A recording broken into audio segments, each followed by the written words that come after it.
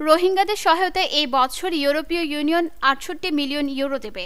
ঢাকায় সফররত ইউরোপীয় ইউনিয়নের কমিশনার হাদজাল হাবিব বলেছেন, বাংলাদেশে আশ্রয় নেওয়া স্থানীয় জনগোষ্ঠী এবং মিয়ানমারের সংঘাতময় জনগোষ্ঠী সহ বিশেষ করে মিয়ানমারের পশ্চিমাঞ্চলীয় রাখাইন রাজ্যে সহিংসতার শিকার রোহিঙ্গাদের সহায়তায় এই বছর এই অর্থ দেওয়া হবে।